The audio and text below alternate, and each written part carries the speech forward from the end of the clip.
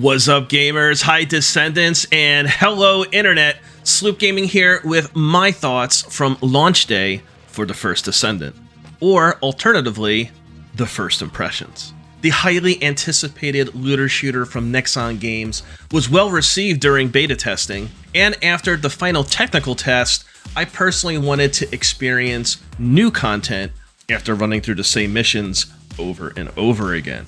Well, launch day arrived, and to be honest, despite overall having fun, it was quite anticlimactic. Let me explain. The majority of my day one experience was replaying everything I had in the past during the betas and reliving the bulk of associated cutscenes, with some exceptions. The most played out repeat encounter was this guy.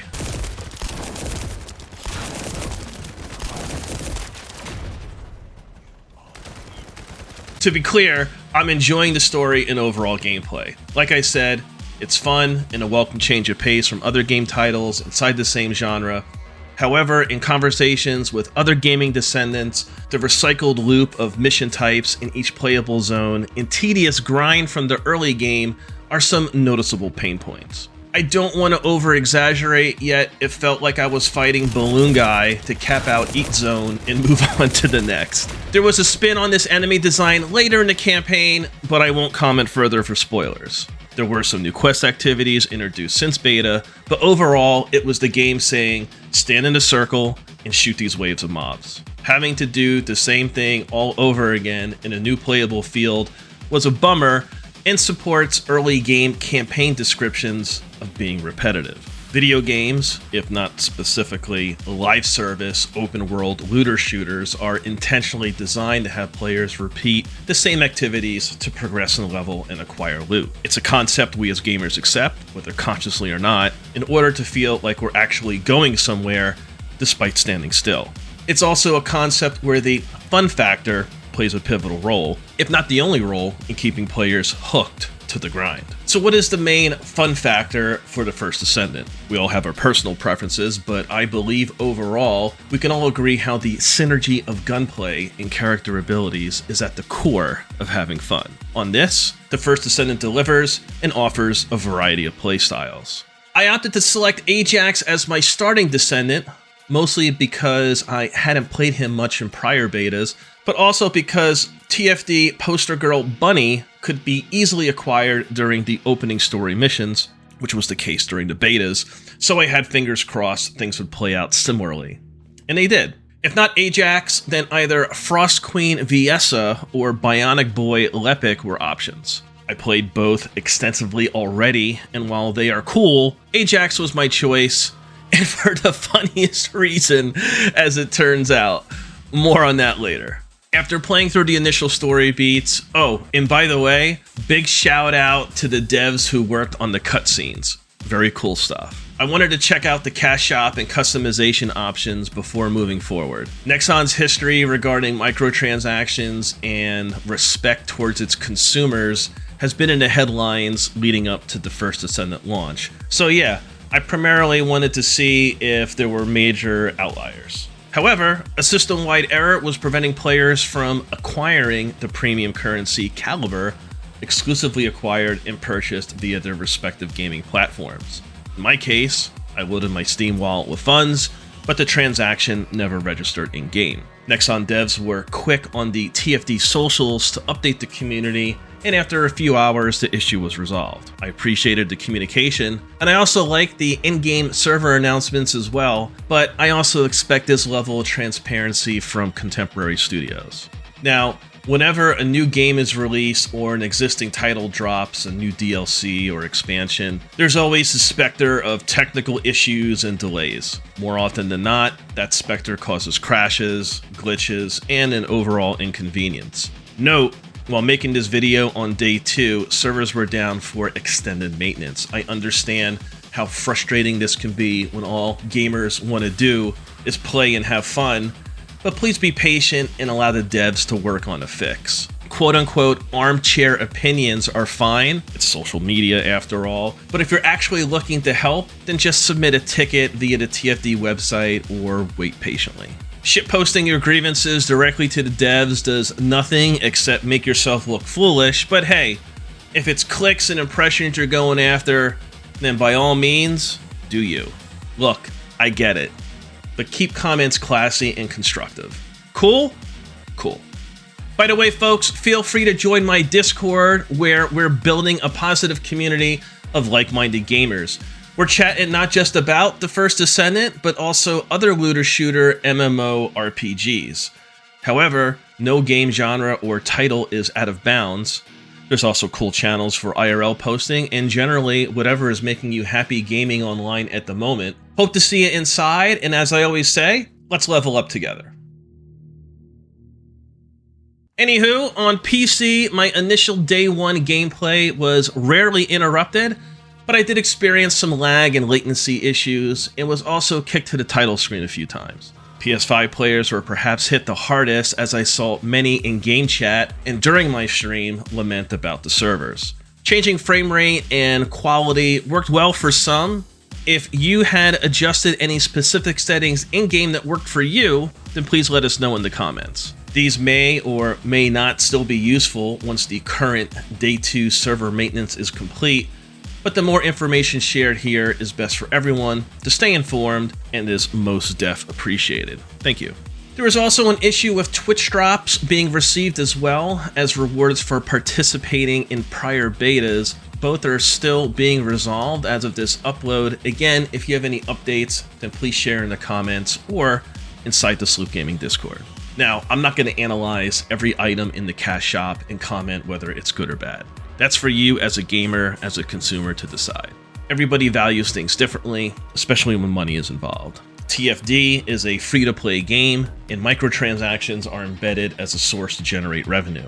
Nothing shocking here. However, I will say that paying for a single-use paint and $100 skins for customization are laughably extreme.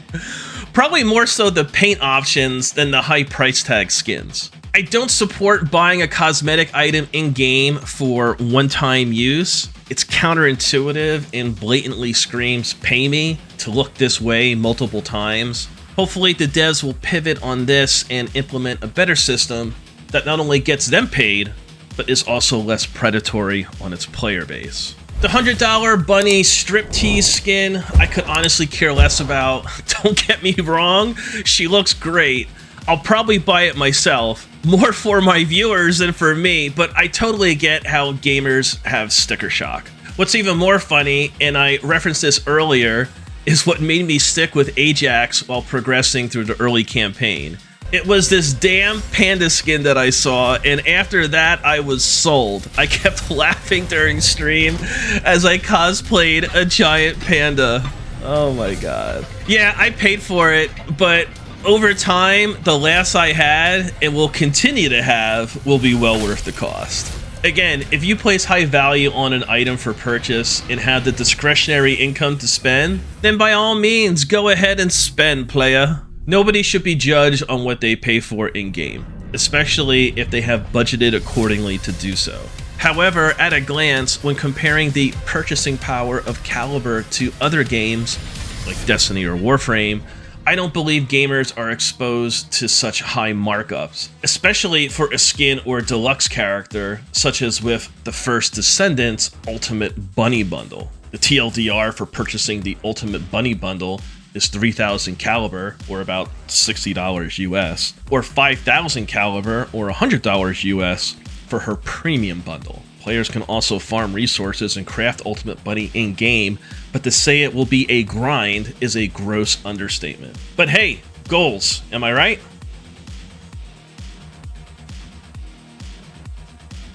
So overall, my impression of the cash shop and pricing is, it is what it is, and nothing there surprised me. I already stated how the overall gameplay was fun.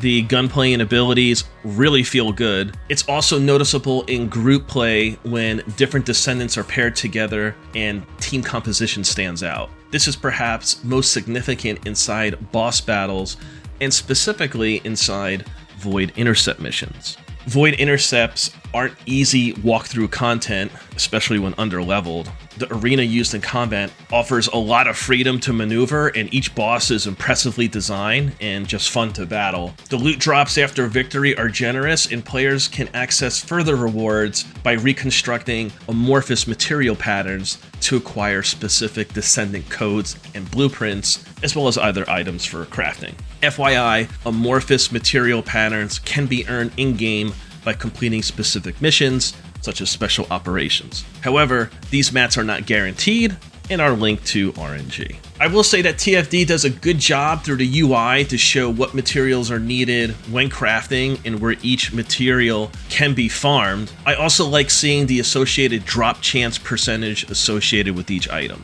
The grind to acquire said items and associated resource is just like any other looter shooter so far.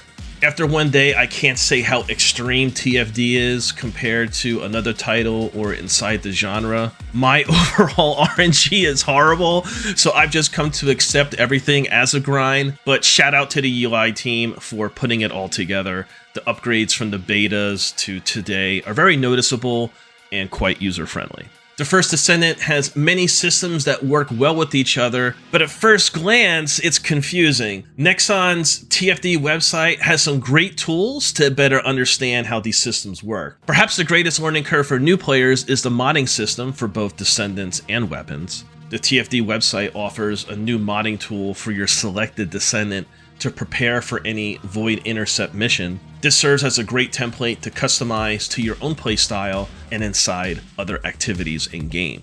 I really like the modding system and can feel its effects when switching out different mods, whether it be for my Descendant or weapon. There's a lot of potential here for power fantasy and niche build crafting.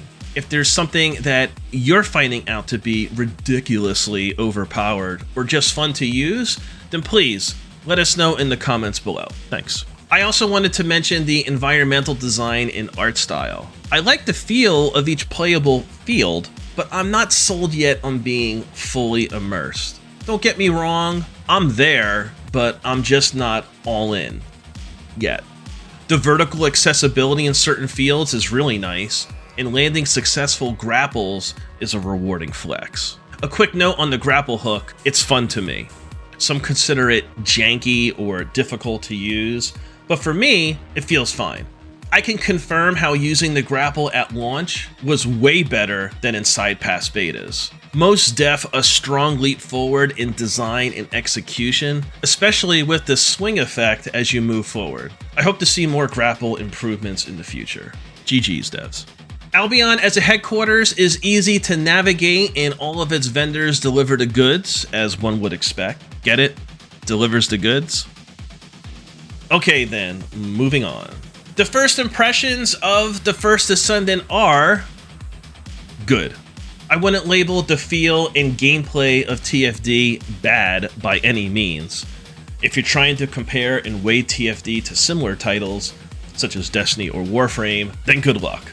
TFD will not replace the experience felt when playing those games or other titles. Each offers something different inside the looter shooter genre. TFD is a nice change of pace from either of these decade-long juggernauts or other games for that matter. I also won't label TFD as pay to win, as some would like to believe. There is nothing in the game outside of certain cosmetics that players cannot acquire by simply playing the game. It might be a grind, but surprise, looter shooter here.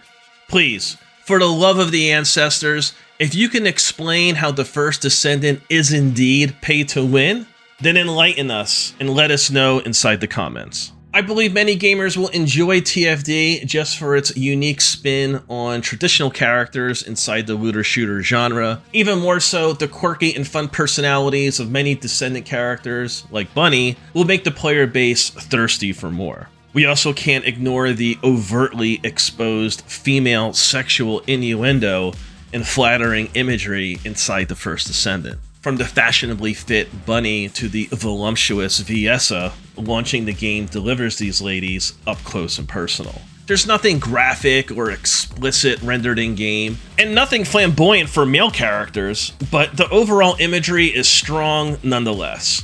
A huge W for most, indeed for the hetero male demographic, but perhaps a turnoff for others. Either way, it's just a game.